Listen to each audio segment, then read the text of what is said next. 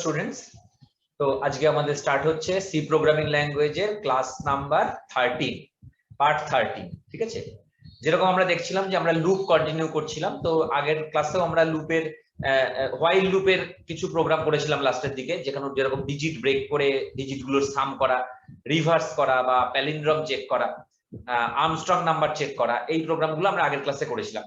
তো আজকে সেটারই কন্টিনিউ হবে এবং আজকে আরো কিছু নতুন নতুন প্রোগ্রাম হবে। সবই আমরা এখন ফাইনাইট লুপের মধ্যেই আছি আপাতত। ঠিক আছে, তো চলো সি প্রোগ্রামিং এর সফটওয়্যারটা খুলে নিই।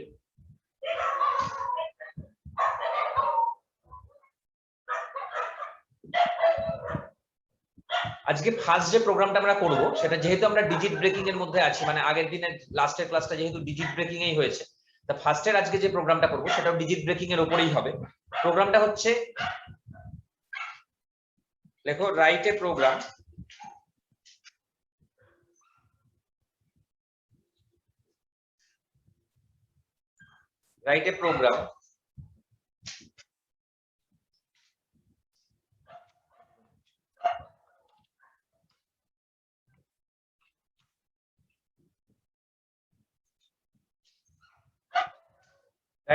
which accept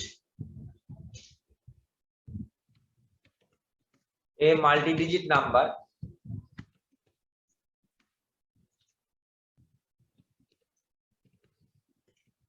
and check it is a spy number or not. Spy নাম্বারটা কি জিনিস একটু বলতে হবে। স্পাই নাম্বার হচ্ছে, ধরো একটা নাম্বার আছে 1124, এবার এই নাম্বারের ডিজিট গুলোকে তুমি যদি সাম করো, ধরো 1 + 1 + 2 + 4, তাহলে কত হচ্ছে দেখো 8 হচ্ছে।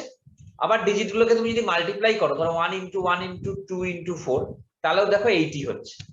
অর্থাৎ যে নাম্বারের সাম অফ ডিজিটস এবং প্রোডাক্ট অফ ডিজিটস যদি ইকুয়াল হয়, তাহলে সেটাকে আমরা বলবো স্পাই নাম্বার। খুবই সিম্পল লজিক। নাম্বারটাকে প্রথমে এক্সট্রাক্ট করব, এক্সট্রাক্ট করে তারপরে ওর ডিজিট গুলোকে একটা ভেরিয়েবলের মধ্যে সাম করব, আবার ডিজিট গুলোকে একটা ভেরিয়েবলের মধ্যে প্রোডাক্ট করব, করে সেই সাম আর প্রোডাক্টের ইকুয়ালিটি চেক করব। ঠিক আছে, তারপর কোশ্চেনটা লিখে নিয়েছো, তা চলো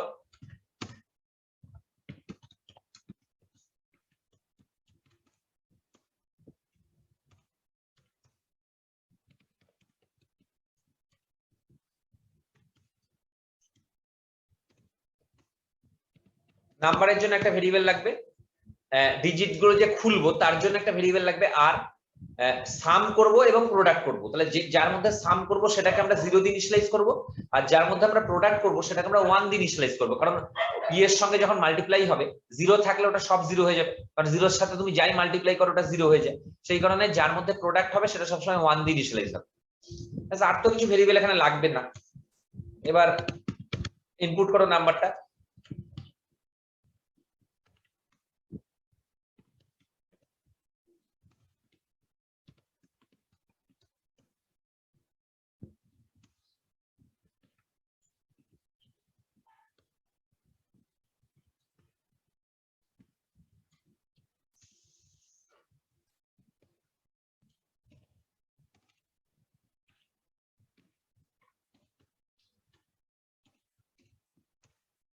যেরকম করে আমরা ডিজিট ব্রেক করি, while n not equal to 0 r equal to n mod 10। এই যে r equal to n mod 10 মানে r এর মধ্যে একটা করে ডিজিট খুলে আসছে। এইবার s এর সঙ্গে r টাকে সাম করব, s equal to s plus r, R p এর সঙ্গে r টাকে মাল্টিপ্লাই করব, p equal to p into r, R n equal to n/10।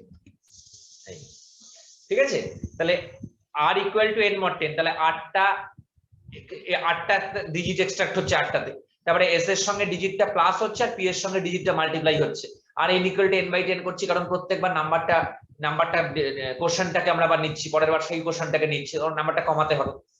এবার লাস্টে লুপের বাইরে এসে আমরা চেক করব যে যদি s equal to কি হয়, s equal to p হয়, অর্থাৎ sum of product, sum of digit আর প্রোডাক্ট অফ ডিজিট যদি ইকুয়াল হয়, তাহলে আমরা প্রিন্ট করব স্পাই নাম্বার, এলস আমরা প্রিন্ট করব নট এ স্পাই নাম্বার। এই হচ্ছে প্রোগ্রাম। চলো রান করাই একবার।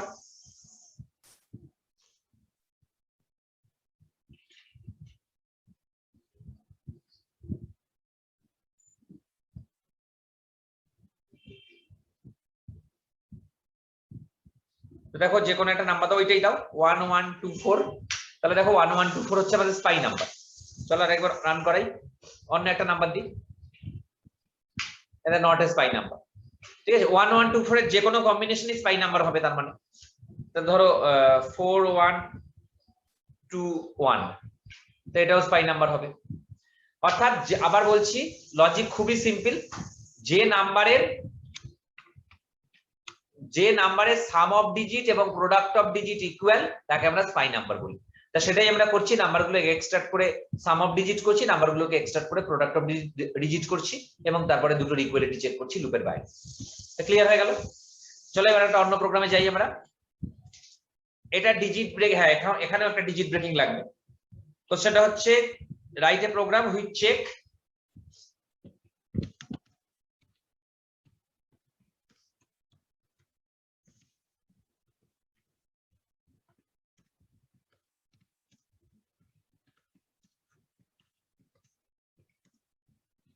নাইভেন number or not. Niven number, write a program which check the given number is Niven number or not. Niven number কি জিনিস? ধরো একটা নাম্বার আছে 126, ঠিক আছে? এবার 1 প্লাস 2 প্লাস 6 কত হয় দেখো, 6 প্লাস 2 8 প্লাস 1 9, তাহলে 9 হয়। এইবার দেখো 126 is divisible by 9, তার মানে 126 টা নাইভেন নাম্বার। অর্থাৎ যে নাম্বারে সাম অফ ডিজিটস দিয়ে সেই নাম্বারটা যদি ডিভিজিবল হয় তাহলে সেটাকে নাইভেন নাম্বার বলে। আবার বলছি, সাম অফ ডিজিটস দিয়ে একটা নাম্বারের সাম অফ ডিজিটস দিয়ে যদি সেই নাম্বারটাকে ভাগ করা যায় বা ডিভিজিবল হয় তাহলে সেটা হবে নাইভেন নাম্বার। ঠিক আছে? তার মানে কিছুই না, নাম্বারটা সাম অফ ডিজিটস বার করব এবং সেটা দিয়ে লুপের বাইরে একটা চেক করব যে ডিভিজিবল হচ্ছে কিনা। সাম অফ ডিজিটস আমরা কি করে বার করি? এই যে এটা সাম অফ ডিজিটস বার করার logic, r equal to n mod 10, s equal to s plus r, n equal to n by 10, some of digits বের করার লজিক। এইবার এখানে চেকিংটা কি হবে, যে অরিজিনাল নাম্বারটাকে চেক করতে হবে সাম অফ ডিজিটস দিয়ে ডিভিজিবল কিনা। এবার এখানে সেই ব্যাপারটা আসছে যে অরিজিনাল নাম্বারটা আমার ডেস্ট্রয় হয়ে যাচ্ছে, তার কারণ এখানে এই যে লুপ ঘোরার সময় n equal to n by 10 করলে আমরা দেখেছি আগে যে নাম্বারটা আলটিমেটলি 0 হয়ে যাচ্ছে, এবং এটার সলিউশন আমরা জানি যে আলাদা একটা ভেরিয়েবলের মধ্যে লুপ শুরু হওয়ার আগে নাম্বারটাকে সরিয়ে দিতে হবে। তাহলে পরে এখানে একটা m বলে ভেরিয়েবল নিলাম এবং লুপ শুরু হওয়ার ঠিক আগে আমি m এর মধ্যে নাম্বারটাকে সরিয়ে নিলাম, যাতে লাস্টে গিয়ে চেকিং এর সময় আমরা m দিয়ে চেক করতে পারি। তাহলে এখানে কি হবে, m mod s equal to 0, m mod s হচ্ছে সাম অফ ডিজিটসটা, তাহলে সাম অফ ডিজিটস দিয়ে যদি নাম্বারটা ডিভিজিবল হয় মানে রিমাইন্ডারটা যদি 0 আসে, ইন দ্যাট কেস সেটা হবে কি নাইভেন নাম্বার, আর না হলে হবে নট এ নাইভেন নাম্বার। তাহলে বুঝতে পারছো তো, লজিক গুলো কিন্তু খুব কাছাকাছি। চলো এটাকে রান করাই একবার। সবই এগুলো ডিজিট ব্রেকিং এরই লজিক। দেখো এখানে 126 দিলাম, তাহলে দেখো 126 নাইভেন নাম্বার। আরেকবার রান করো, অন্য একটা নাম্বার দাও, 234 ও নাইভেন নাম্বার। 234 আমি কিন্তু এটা প্রেডিক্ট করে দিলাম, তা হয়ে গেল। 4 প্লাস 3 7, 7 প্লাস 2 9, তো 9 দিয়ে 234 ডিভিজিবল নিশ্চয়ই, তো সেই কারণে 234 ও নাইভেন নাম্বার। অন্য একটা নাম্বার দাও, দেখো 821 নট এ নাইভেন নাম্বার, কারণ 8 প্লাস 2 10, 10 প্লাস 1 11, তো 11 দিয়ে 821 ডিভিজিবল নয়, তো সেই কারণে এটা নট এ নাইভেন নাম্বার। তো এই হচ্ছে আমার প্রোগ্রাম। তো দেখে নাও, সিম্পল একদম, জাস্ট সাম অফ ডিজিটস করবে। হ্যাঁ, আরেকটা জিনিস মনে রাখবে, নাম্বারটা কিন্তু প্রথমে অবশ্যই ভেরিয়েবলের মধ্যে সরিয়ে দেবে। সেটা না করলে কিন্তু কখনোই কিন্তু তোমার লাস্টে চেকিংটা তুমি করতে পারবে না, কারণ নাম্বারটা এখানে ডিস্ট্রয় হয়ে গেছে। তাহলে আমরা স্পাই নাম্বার, নাইভেন নাম্বার, আরো দুটো ডিজিট ব্রেকিং এর লজিক শিখলাম। তো চলো এবার আমরা একটু শিফট করি। একটা প্রোগ্রামিং হয়, এটা খুব কমন, মানে একটা সিরিজ, যেটাকে আমরা বলি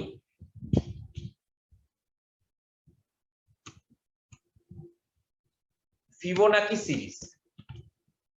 ফিবোনাকি সিরিজ ব্যাপারটা কি, দেখো আমি একটা সিরিজ করছি, দেখো এটা কিভাবে এগোচ্ছে, দেখো সিরিজটা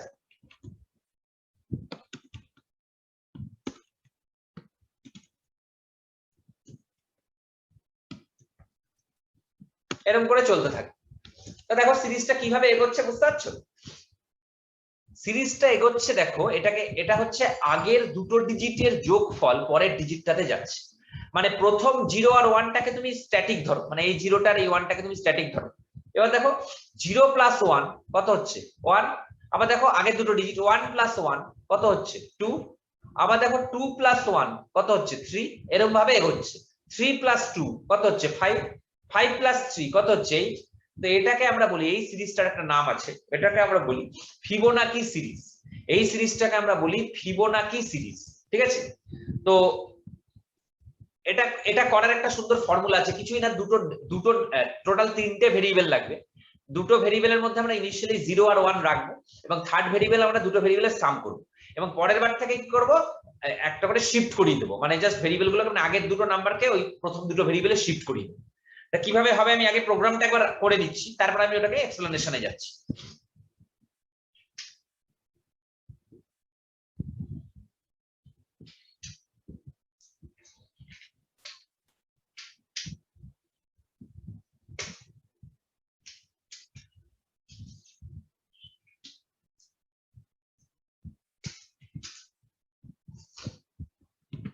ধর আমি একটা ভেরিয়েবল নিলাম a, যেটাকে 0 দিয়ে ইনিশিয়ালাইজ করলাম, একটা b নিলাম যেটাকে 1 দিয়ে ইনিশিয়ালাইজ করলাম, ব্যাস। আর আমার c টা লাগবে, আর আমার i টা লাগবে। তা i টা হচ্ছে আমার লুপের জন্য লাগবে, যে কত আমি 10টা নাম্বার দেখবো, 10খানা নাম্বার আমি দেখবো, 10টা ফিবোনাকি নাম্বার দেখবো, আর c টা আমার একটা লাগবে। তা দেখো প্রথমে আমি লুপটাকে ঘুরিয়ে দিলাম।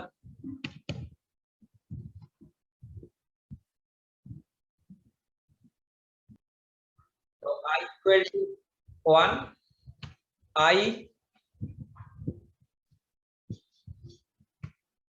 i less than equal to 10, i plus plus।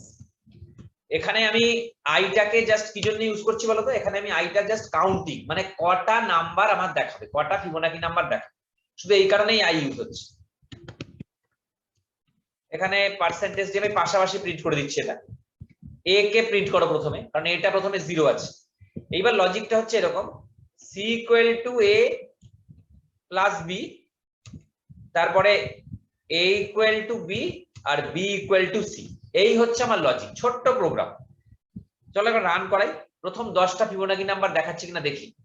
তা দেখো, দেখো 0 1 1 1 plus 1 2 2 plus 1 3 3 plus 2 5 5 plus 3 8 8 plus 5 13 13 plus 8 21 আর 21 plus 13 34, এবং 10টাই নাম্বার আছে। দেখো 10টাই নাম্বার আছে, তাহলে প্রথম 10টা ফিবোনাকি নাম্বার প্রিন্ট হচ্ছে। এবার দেখো প্রোগ্রামটা এক্সিকিউট হচ্ছে কি করে সেটা একটু দেখি।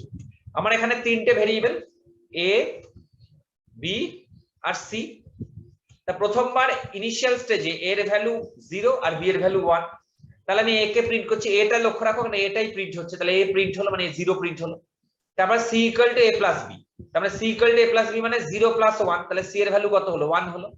তারপরে a equal to b b equal to c, মানে b এর ভ্যালুটা a তে শিফট হলো আর c এর ভ্যালুটা b তে শিফট হলো, তাহলে b এর ভ্যালুটা a তে শিফট হলো, তাহলে b এর ভ্যালুটা a তে শিফট হলো মানে a হয়ে গেল 1, আর c এর ভ্যালুটা b তে শিফট হলো মানে b হয়ে গেল 1 করে। এবার c হয়ে যাচ্ছে কি 1 প্লাস 1, তার মানে কত, তার মানে 1টাকে প্রিন্ট হলো, প্রিন্ট হওয়ার পরে আবার 1 প্লাস 1 2 হয়ে যাচ্ছে। তারপরে আবার এই b এর 1টা a তে শিফট হলো আর c এর 2টা b তে শিফট হলো, তাহলে আবার a 1 প্রিন্ট করছে, তাহলে এটা হয়ে যাচ্ছে 1 প্লাস 2 3। তারপরে b এর 2টা a তে শিফট হলো আর c এর 3টা b তে শিফট হলো, তাহলে এটা 2 প্রিন্ট হলো, 2 প্রিন্ট হলো, এবং 2 প্লাস 3 5। তাহলে আশা করছি বুঝতে পারছো। আরেকবার দেখি, এবার b এর 3টা a তে শিফট হলো আর ওই 5টা b তে শিফট হলো, তাহলে 3 প্রিন্ট হলো, তাহলে 3 প্লাস 5 8 হয়ে যাচ্ছে। তো এইভাবে এটা লক্ষ্য রাখো, এটা ফিবোনাকি সিরিজটা মেইনটেইন করছে। তো এইভাবে আমরা জিনিসটা করছি, তো এটাকে আমরা বলি ফিবোনাকি সিরিজ। বুঝে গেছে? তো এটা খুব, আর তোমাকে যদি ট্রিবোনাকি বলে, ট্রাইবোনাকি, ট্রাইবোনাকি হচ্ছে ধরো 0 1 2 3, এবার 3 প্লাস 0 প্লাস 1 প্লাস 2 3 হলো, আবার 3 প্লাস 2 5 5 প্লাস 1, তাহলে এবার 6 হবে, তাহলে 6 প্লাস 3 9 9 প্লাস 2 11 হবে, এরকম করে এগোচ্ছে। এটাকে বলে ট্রিবোনাকি বা ট্রাইবোনাকি সিরিজ। একই হবে, শুধু এখানে ইনিশিয়াল স্টেজে এটাকে 0 ধরবে, বি টাকে 1 ধরবে, সি টাকে 2 ধরবে, হয়ে গেল। আর একটা ডি নিয়ে নেবে, দিয়ে এটাকে প্রিন্ট করবে, তারপরে করবে c equal to a plus b plus c, তারপরে করবে a equal to b b equal to c c equal two d, করলে পরেই তোমার ট্রিবোনাকি হয়ে যাবে। চলো আমরা আরো দুটো সিরিজ দেখি। ধরো তোমাকে যদি এরকম একটা সিরিজ দেয়, আমরা সিরিজের প্রোগ্রাম করা হয়, তো সিরিজ কয়েকটা দেখবো। যদি এরকম কোনো সিরিজ দেয়, ধরো 1 1 1 1 1 1, চারটে 1,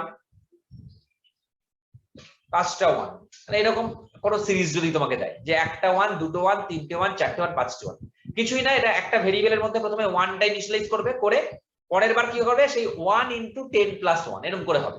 1 × 10 10, 10 + 1 11, 11টা একটা ভেরিয়েবল স্টোর হলো।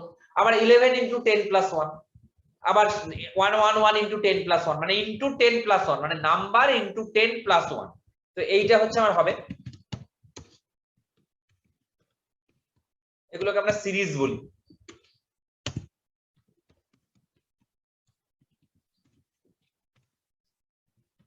একটা ভেরিয়েবলের নাম a, যেটাকে 1 দিয়ে ইনিশিয়ালাইজ করলাম, আর i তো আমার লাগবে কাউন্টিং এর জন্য, যেহেতু আমার 5টা নাম্বার দেখাবো, তাই i টাকে আমি 1 থেকে 5 পর্যন্ত একটা লুপ করলাম, এবং এর ভেতর ফার্স্টে আমি a টা প্রিন্ট করব, পাশাপাশি করছি।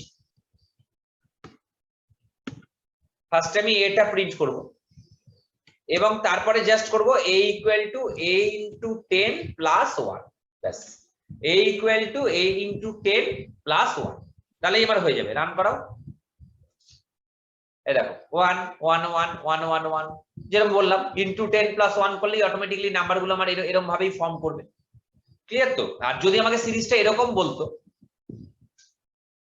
ধরো 1 1 2 1 2 3 1 2 3 4 1 2 3 4 5, এক্ষেত্রে কি হতো দেখো, এক্ষেত্রে প্রথমবার 1 × 10 + 1 না হয় 2, তারপর 12 × 10 + 2 না হয় 3, সেম প্রোগ্রাম, যে প্রোগ্রামটা আমি করেছি এটাই, শুধু এখানে 1 না করে এটাকে করে দাও i + 1। i + 1 মানে দেখো প্রথমবার এই তো 1 প্রিন্ট করলো, তারপরে আবার 1 × 10 10, 10 প্লাস মানে i এর ভ্যালু কত আছে, প্রথমবার 1 আছে, তাহলে 1 + 1 2, তাহলে 10 + 2 মানে 12 হয়ে গেল। পরের বার 12 × 10 120, 120 প্লাস i তখন 2 আছে, তাহলে 2 + 1 3, তাহলে i তখন 3 অ্যাড হয়ে যাচ্ছে, তখন 123। দেখো রান করো, এরকম 1 1 2 1 2 3 1 2 3 4, তার মানে সেম প্রোগ্রাম, শুধু তুমি যদি আগের সিরিজটা করতে চাও তাহলে তোমাকে এখানে +1 করতে হবে, আর তুমি যদি এই সিরিজটা করতে চাও তাহলে এখানে তোমাকে i + 1। তাহলে এইভাবে আমরা প্রোগ্রামগুলো করতে পারি। অর্থাৎ তাহলে বুঝতেই পারছো, আমরা লুপের শুরুর ক্লাস থেকে আজ পর্যন্ত ফাইনাইট লুপেরই প্রোগ্রাম করছি, এবং ফাইনাইট লুপের বিভিন্ন রকম implementation, normal, prime number, perfect number, সেগুলো তো আমরা করেইছি। তাছাড়া ডিজিট খুলে যে সমস্ত কাজগুলো সেগুলো আমরা করছি। নেক্সট ক্লাসটাই প্রবাবলি ফাইনাইট লুপের লাস্ট ক্লাস হবে, যেখানে আমরা আরো কিছু ফাইনাইট লুপের ইমপ্লিমেন্টেশন করব, ঠিক আছে? এবং তারপরে আমরা এরপরে যে ইনফাইনাইট লুপ আছে সেখানে আমরা চলে যাব। নেক্সট ক্লাসে আমরা এই ফাইনাইট লুপেরই আরো কিছু ইমপ্লিমেন্টেশন করব। আশা করছি লুপের লজিক গুলো বুঝতে পারছো, এবং যখনই একটা জিনিস মনে রাখবে, যখনই প্রোগ্রাম করবে, আর একটা জিনিস মানে আমরা সবসময় হয়তো বুঝতে পারি না যে আমরা কটা ভেরিয়েবল লাগবে বা কিছু, এটা আমরা সবসময় বুঝতে পারি না। তাহলে ভেরিয়েবলটা তুমি আগে লিখোই না, তুমি আগে প্রোগ্রামটা করো, তারপরে তুমি প্রোগ্রামের মধ্যে যা যা ভেরিয়েবল দরকার লাগছে সেগুলোকে তুমি পরে ডিক্লেয়ার করে দেবে, কোনো অসুবিধা নেই। পরের ক্লাসেও আমরা ডিজিট ব্রেকিং এর দুই একটা লজিক করবো, এবং আরো কিছু সিরিজ করবো, করে পরের ক্লাসে আমরা ফাইনাইট লুপটা আমরা শেষ করব, পরে তারপরে নেক্সট ক্লাস থেকে আমরা, মানে পরের ক্লাসের যে পরের ক্লাস, সেখান থেকে আমরা ইনফাইনাইট লুপের প্রোগ্রাম করব। ইনফাইনাইট লুপ আছে, নেস্টেড লুপ আছে, এগুলো লুপের চ্যাপ্টার শেষ হবে, তারপর আমরা অ্যারেতে যাব। তো যদি কিছু কমেন্টস থাকে, যদি কিছু বুঝতে অসুবিধা থাকে, আমাকে কমেন্ট সেকশনে জানাবে। আর আমরা তাহলে ক্লাসটা আবার নেক্সট ক্লাসে কন্টিনিউ করব। ক্লাসটা ভালো লাগলে লাইক করে দিও, কমেন্টস করে দিও, কমেন্টস যদি অসুবিধা থাকে বুঝতে করে দিও, আর সাবস্ক্রাইব বা শেয়ার করে দিও, ঠিক আছে? যেরকম প্রত্যেকটা ক্লাসের শেষে আমি বলি সেরকমই বলছি। আর যদি ক্লাসগুলো তোমাদের ভালো লেগে থাকে তাহলে অবশ্যই শেয়ারটা করবে, কারণ শেয়ার করলে আরো বেশি লোকের কাছে জিনিসটা পৌঁছবে, ঠিক আছে? তো চলো তাহলে নেক্সট ক্লাসে দেখা হবে। নেক্সট ক্লাসটা ফাইনাইট লুপের লাস্ট ক্লাস হতে চলেছে, ঠিক আছে? চলো বাই।